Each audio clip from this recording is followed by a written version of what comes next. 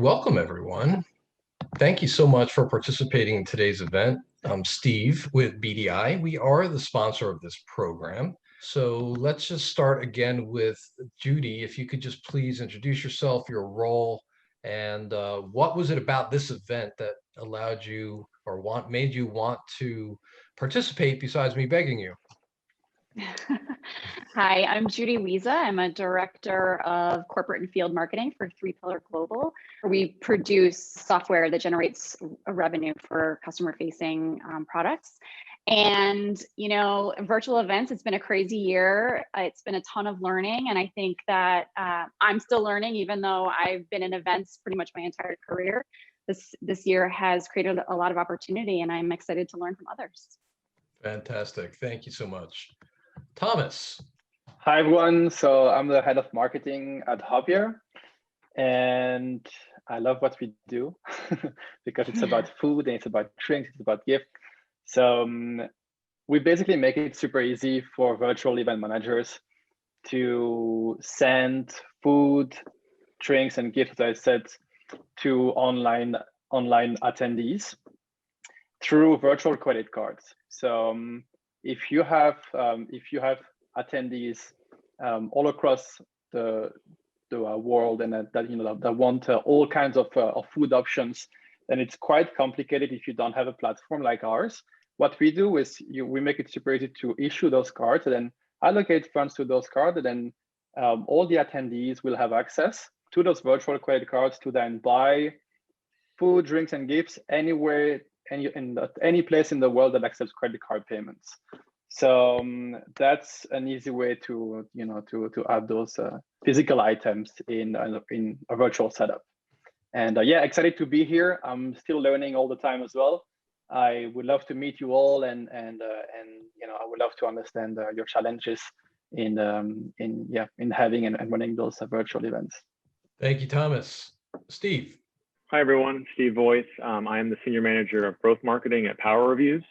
Power Reviews is an e-commerce ratings and reviews platform. So we work with any and all e-commerce provider stores that shapes and sizes. And in my role, I'm kind of in a hybrid of demand gen and field marketing. I've been on the brand side, I've been on the client side. I've sponsored a lot of events and been the person running the booth, but then also just recently had the responsibility of putting on an entirely virtual event. So I am excited to share my ideas with you guys, but mostly hear from the group and the panel on what's working well for them. Thank you, Steve. Greg. Hi, everybody. Greg Hurd here. I oversee global brand marketing at Sage. And we basically are the largest UK software company. And but we operate globally, but we basically provide cloud-based software for financial services, HR, payroll across the small and medium business. And I guess for me, it's just about how much innovation I think we've had to go through in the past year to figure out how to navigate brand behavior, brand engagement. And it's just almost remarkable how much change has happened and how much we've had to adapt. And I think there's some interesting lessons just to be learned about, how you kind of show up as a trusted source and authority for a lot of things that our customers are trying to navigate. I think is an interesting topic to cover. Thank you, Greg, and welcome. Murph. Hey, everybody. Murph Krajewski. I'm the CMO at Sharpen, based out of Indianapolis, though currently I'm at my in-laws' house in North Carolina. Sharpen is a contact center communications platform. We focus really heavily on the agent experience. And so when March hit last year and everybody had to pivot and send all of their agents home, we kind of lived the virtual event thing in a long, drawn out way, and learned some good stuff along the way. And I'm starting to get some questions in my brain about the whole Zoom fatigue thing and virtual events. As far as those events go, I'm typically a consumer of them. The events that we do in-house are more like webinars, conversations like this. I've never run a large scale like virtual event that would solicit other sponsors. So I just think there's a lot of interesting dynamics. And I agree with, I think it was Suzanne in our room who said that 2021 was going to be a really interesting year for how all of this evolves. So I've been working with BDI for a while now. And when Stephanie asks me if I can participate, the answer is always yes. So there's no question. Good. Well, we'll keep asking, Murph. Right. If your answer is always yes. Thanks, everyone, for the introductions. So let's get right into it. So what are your biggest challenges? What's your number one challenge to making virtual events successful? We'll kind of just go around. We'll start with Judy. Definitely Zoom fatigue. People, we've been doing this for a year. People are over the Zoom meetings and the one direction communication. It's how to get people to be engaged, at every step of that event journey. Yeah, and I'm sensing this more and more. Like we run two webinars every month, more or less, and we've been doing this for the last 6 months. Just like in terms of the amount of people who sign up and the amount of people who show up, it's decreasing over time. And also that drop-off rate, when people log in until they actually finish the event is also going up. So yeah, virtual event engagement is really what's the most challenging to me, at least, and to our company so far, and to our clients as well. The relationship between engagement and fatigue, I think, is an interesting one, which we'll get into, right? Steve. So I'm not going to argue that Zoom fatigue isn't real, because it absolutely is. I think what I've seen in the last year is that people are still willing to jump on a Zoom just like this if the event story and content is still compelling. So that's a big thing that is still the challenge to me. It's the tech is going to be the tech, and there's some really cool solutions I'm looking at. I'd love to share what I'm looking at, but I feel like the big challenge I'm having right now is making sure I have a steady stream of contributors, because I sort of agree with the panel that the traditional webinar where I'm going to get up and talk about my solution, I'm going to have one of my product owners come on and give a demo, is just like gone. That has no space anymore, just because people want to hear from, just like this event, other practitioners and who has the same challenges as me, and even other thought leaders from the industry, that they would take the time and say, this is more than just a Zoom meeting. It's fine that it's in a Zoom space, right? I don't think the problem is Zoom. I think the problem is that it's been overused to produce a lot of stale content. So that's a big challenge I'm seeing or coming up against, is just how do I make sure I'm getting outsiders involved and I'm doing something unique that's compelling. That's not easy to do at scale. And I think even beyond that, then cutting through the noise of, I do have a good story. I've got an amazing customer coming on to talk about what they're doing. Yes, they might talk about our solution a little bit, but how do I make sure that it gets heard? And I think two things that I'm seeing preliminary success with is making sure that those panelists, those speakers I have come on are promoting my event, so that it's not just me shouting to the ether of come and hear from us. It's look at these amazing people who are going to come on and talk and share their experience. Oh, another good thing is we've been actually having good success with sharing the news of our events through publication. So every one of us have industry publications that control and promote their own things. So where you can establish and harness those relationships. I'm seeing good success in making sure that I'm not the only one talking about my event. One of the things I've been kind of reflecting on is how much we've had to change the level of engagement. And, because we operate in that financial software, and, because so many businesses have just been completely, impacted by all of this stuff, the way we were engaging really switched to kind of webinars and all of that, of course, but it was more about us showing up as a kind of a trusted authority. And it was more about bringing expertise, subject matter expertise, and really real practical problem solving, and how to navigate tax returns and VAT and things like that. So it was less about kind of product marketing and things like that to more real engagement and support. And that has in some ways become a business catalyst for us, because then that has led to opportunity for new customer acquisition and things like that, but mostly from the idea of showing up as kind of a trusted advisor, trusted counsel there for you type of aspect that really has helped us, helped with engagement. Yeah, I think for us, one of the biggest challenges has been making sure that we're engaging the right people for the event. If it's a customer-facing event, how do you make sure that you get enough of your customers in with enough valuable content for them? If it's a prospect-facing event, how do you make sure you're finding the prospects that are actually the most engaged and get them to the event? I mean, and then, you know, there's honestly like, can we consider this a safe space? Can I be transparent? Yes. This is my 6th web meeting today, this morning, Mm-hmm. right? Show of hands, who has had at least 5 other video meetings today? Sometimes plastering on a smile is a pain, right? And so when you're hosting that event, it's hard to put on a happy face when you've already had a half a dozen other video meetings, some of which you get yelled at during. So I just think it's tough. And that's So where that speaks right into the Zoom fatigue thing, right? well, I mean, so that's what it I'm is. wondering. Like, are virtual events getting all of the brunt of Zoom fatigue when really it's just we're sick to death of being stuck in front of a webcam all the time?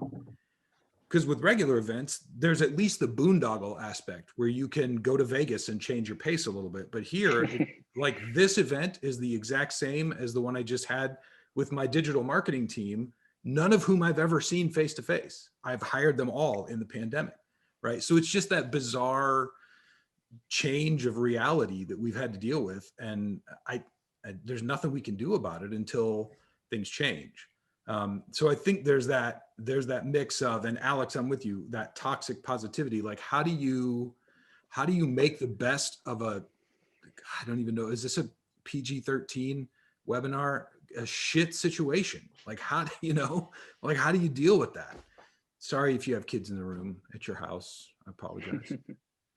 Anyways, that's where I'm at. I think there's a level of frustration, but in the middle of that, there's also a level of opportunity. Because I'm a small company and the internet is kind of the great democratizer. And so we've actually seen results from events that we've sponsored like quadruple, because we don't have a 10 by 20 booth next to an 80 by 70 booth, you know, just trying to wave our hands and get attention. So there's good opportunity there as well. Yeah. You know, from our perspective, you know, we do about 150 events. They used to all be face to face. Now that they've all been virtual, there's been major opportunity with virtual. Before I get into summarizing a lot of the challenges we have and get into how we're overcoming them, let's just talk about a huge opportunity, which is no geographic boundaries. None at all. So if you're into account-based marketing, if you have a target list, one of the biggest challenges used to be with face-to-face, right? You know, we're going to do an event in Phoenix. Well, how many people from your ABM list are in Phoenix that you really could have success with getting there and showing up versus, you know, doing a regional event, even if you're focused on a region like the Southwest or so on. So not having geographic boundaries is definitely a big advantage. But Can I add one thought to that? yeah. Greg had mentioned that they're operating kind of in the small to medium business space. Small to medium businesses can't always afford to send people to physical trade shows, right? They have a small travel budget. So a lot of Greg's audience is going to be able to take more advantage of a virtual than a physical event. Absolutely. And I also wanted to dig in a little deeper with really what I hear is the most common challenge, which is the Zoom fatigue thing, which means a lot of things to different people. And thank you, Murph, for expanding on that and asking some good questions about what that really means. Sorry, I cussed. That's okay. We'll forgive you. You get a pass. Number one, is it Zoom fatigue or is it pandemic fatigue? You know, what's going on here? Because obviously we are month 12, really. It happened in March, right? And we're at March 4th. So we're just about a year into this. And people are really, you know, tired of sort of the same old routine, which includes, you know, communicating through webcam, communicating through Zoom and similar platforms. But there's also a bigger element to it in terms of not being able to have that human connection in our personal lives, not being able to hug, you know, our parents, or, you know, visit family in other states because of the travel, not being able to work side by side in offices with our coworkers, which a lot of times we enjoy doing, although many of us are enjoying the benefits of working from home too at the same time. So there's a lot of factors that go into this Zoom fatigue that we need to be, I think, cognizant of. It's not only about the webcam, but someone brought it up before, and I really want to start talking about solutions now. We believe at BDI that the number one solution for Zoom fatigue is having, number one, a very engaging, interactive experience, not being the typical webinar, which is one directional when it comes to content, where it's just people speaking at you, doing presentations, talking about them, their products, and so on. What we need and what we desire as human beings is an interactive connection where everyone can be heard, where people can learn from each other, where it's peer-to-peer experience.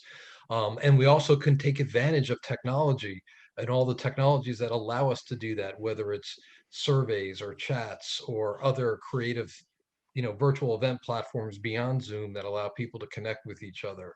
So having interactivity is really important, not only from a human experience perspective, but also from a business perspective, because many of the events that we do, we help our clients connect with their target audience through events so that they can hopefully turn them into new customers.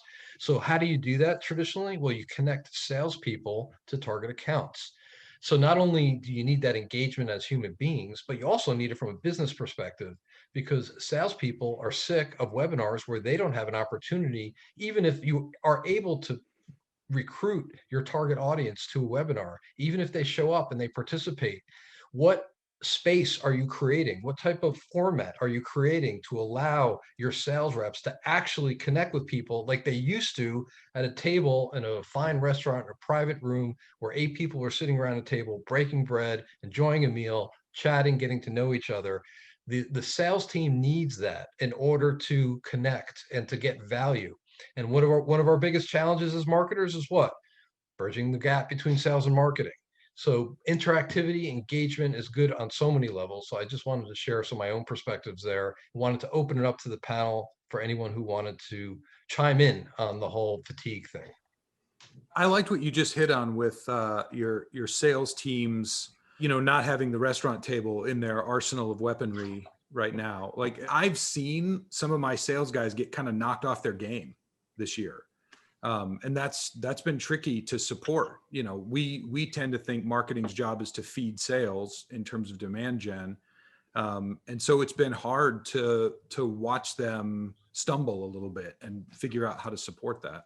To that end, Murph, I mean, one of the things that I've seen success, they're not super turnkey and they require some investment, but there are a lot of cool solutions that are coming into the marketplace on how you can still do that restaurant experience, but you just have to do it virtually and you have to do it very curated. But we've seen some good success with, a lot of things we used to do at my last company were executive roundtables, gathering CIOs together, legal tech, to hear from each other. So my company facilitated it and we would do them in person, but now we pivoted to my last time we pivoted to doing them virtually, where we still did something very exclusive. It was a VIP list. And to Steve's earlier point, we could invite CIOs now just from across the country, but we still did some really cool things. There's a lot of companies that are doing virtual wine tastings, coffee tastings, whiskey tastings. It doesn't have to be alcoholic, but it's all about just still creating that experience. And yes, it requires a little bit more upfront coordination, but it's perfect for those reps who crave, I need to have that chance to hear and get in front of my folks. But it's just,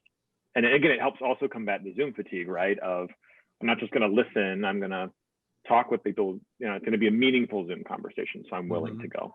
To Steve's point, if anyone has really good experience, they want to refer someone who provided a great wine tasting experience or any sort of interactive vendor or technology vendor, please share it in the chat, because one of the things we want to do is walk away from this conversation with some tangible referrals and references and action items so that we can incorporate. So please feel free to share anyone who has done a good job for you and has really earned your business. Thank you. Yeah, one thing I wanted to mention is getting people to be really active is to me an amplifier of ROI. And what I mean by that is you need to understand how to get people to be engaged at every step of that event journey. So it's really key to understand, okay, I'm going to run this type of event, and I'm going to talk about how to choose your event type as well. But let's say you run in an online lunch and learn. Well, you need to define, okay, what is my event goal? which is linked to your business goal. So how many people do I want to attend that specific event? And so you need to you need to understand, sorry, that the amount of people who will register will be very different from the people who will attend. So in terms of engagement strategy, you need to understand what can I do in order to increase the attendance rate. And for that, having a great event topic that is hot right now for your leads or client is really key. So that's the first thing that I would start with is, okay, what's really trending right now? What are the biggest challenges of my target audience? So, go to online communities, talk to your clients, talk to sales, understand what's really hot right now, so that you can have a really great topic that's really top of mind for your audience. And then you have so many things that you can think of to make sure that people are active during your event as well, like having lunch and drinks, or this having quizzes, live polls. You can make it super fun and interactive. But I think most people, the main reason why they want to attend a live event and actually tune in when the event is actually taking place is to meet peers. Because if you subscribe to the event, most of the content you will have access to it after it happens. So I think to make it super engaging, you need to really crack the how do people meet online thing. And then you can try to understand, okay, but how do people meet offline? So if you have a big room with 100 people, you're not going to create a huge group of people that just talk. You need to understand that, like, very, very naturally, people would create breakout rooms, and so you can replicate that online. And I've seen events where it's randomly done, which is fine. Like we had at this event, which is perfectly fine. It can be fun, but if there are specific topics in mind, well, you can also create breakout rooms based on these topics. So you can think about creating these small groups, either randomly or by what's top of mind, what's most challenging for these people. So I think cracking that how do people meet online thing is the biggest thing to think about when it comes to event engagement during the event. Thank you, Thomas. In addition to the content too, which you addressed at the beginning of your remarks, making sure that you have the right topics that are focused on the needs of your audience, not necessarily the needs of your company. What we see a lot of times when it comes to content is that the natural reaction for a lot of B2B companies is to go at it almost from a product marketing perspective, which doesn't make sense because that's all about you. It's all about me. Look at me, look at my product. Here's my demo. This is why we're great. Look at these features, benefits. This is how we're going to help you. It should be flipped, the other side, right? It should be about, especially when it comes to new top of the funnel people who are not yet customers, people who are not yet even in your pipeline. It should be about them. What do they want to learn about? What's their attendee experience? How are you driving value to them? If you focus on their needs and you deliver that, then they're going to warm up for whatever comes next with your relationship with them. So that's something that we obviously try and do with all of our clients, is really put ourselves in the shoes of their audience and what's important to them and what they're going to get out of it, which is exactly what you're saying, Thomas. Anyone else have any thoughts, comments about some of the challenges, some of the solutions that you're doing in your own organization? I do have some comments there. I think that we cannot forget the importance of the feeling of community. We mentioned that social interaction, everyone wants that personal touch, and we don't have it now because we're all virtual. So in creating opportunities for people to meet, and now of course we don't have the challenges of distance, we can meet people from everywhere now. There's no limitations there. If you attract customers to a virtual roundtable, it's very curated. You have very specific content that hits on their pain points that you can then bring them together to discuss and troubleshoot, kind of like what we're doing now. Then that brings this whole group as a networking experience. And we at 3Pillar actually continue those events on with the same group. And it creates this feeling of community, and you make time in your day because you want to keep seeing these people. You want to know how they're progressing. You want to know how they're beating the challenges that they're facing. So I think the power of community is really important. Just to build on what Judy was saying, I think that's really right, and I think that ability to tap into kind of unique expertise or bringing unique points of view and expertise together, because like a lot of companies, you might have a person who's an expert, one or two experts on a particular topic, and that person, in the past couldn't be everywhere to be in every meeting, but in this, it's almost like a leveling of being able to access to these people with that level of expertise. We had tremendous, at the beginning of the outbreak, whether you're talking about, different regions around the world, but we were just bringing together, financial experts, tax experts, government responsibilities into these forums, and people just, it was critical. People were tapping into that because they had to for their looking at their livelihood and their business continuity and viability going forward, just looking for that information. So bringing communities together and having people have the ability to tap into unique perspectives and expertise was really important. I think that was very well said, Greg. And not only, I would wholeheartedly recommend to the group, like for sure, seek out the experts in your industry and that your buyers want to hear from, because they'll come for that. There's no replacement for their expertise. One thing that we did at my last company that I was a little unsure of how it was going to work, because it's in the legal space, so we're marketing to lawyers and CIOs, but I think this would apply to really all audiences.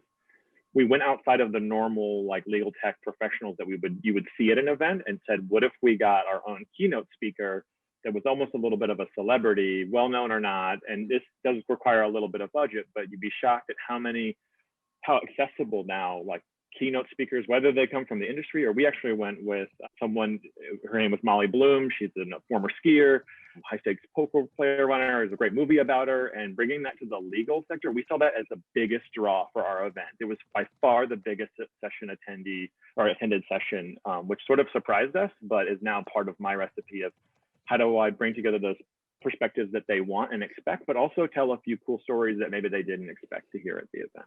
That's great, Steve. What I was going to say about community is that one thing that you guys, some of you have joined, so thank you, is we actually experimented with something new in building our own community here called the ABM Events Collective, which we're using LinkedIn.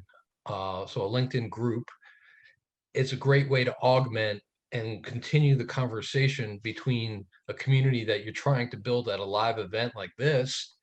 And the question is, well, what happens afterward, right? It's like everyone sort of goes home and then we lose that sense of community, become a little bit disconnected. So we're experimenting with this ABM collective. So for those of you who have joined, thank you. And for those of you who haven't, we invite you to. And again, the objective there is to build a community for people to learn from each other and to do it in a way so that it's not only dependent upon a single event, that it's a community that could thrive and grow and continue. And I think LinkedIn isn't the only platform to do it on. There's a lot of community platforms and there's a lot of ways to build community, but that's just one way that we're trying. That's actually very interesting because I want to build our own community as well. But the problem is I don't know exactly which channels makes which channel make the most sense.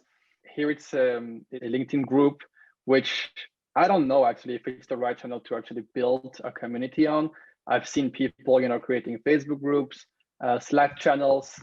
So I don't have and here's like me asking, here's like, what do you think actually is the best channel to create your own company community? Because I'm actually in the process of starting to know that, and it's really interesting when you run all these online events because you want to make sure that you are top of mind for all the people attending your event, and you want to make sure it doesn't kind of die off, right? You want to understand first of all who were the most engaged attendees at your online events, so that based on the fact that they were super engaged, you can send that information to the sales team to say, hey, the fact that they were engaged might be a good sign that they're interested in what we have to offer. For the rest of the attendees, having this sort of online community is super important because you want to make sure that you reach out to them quite frequently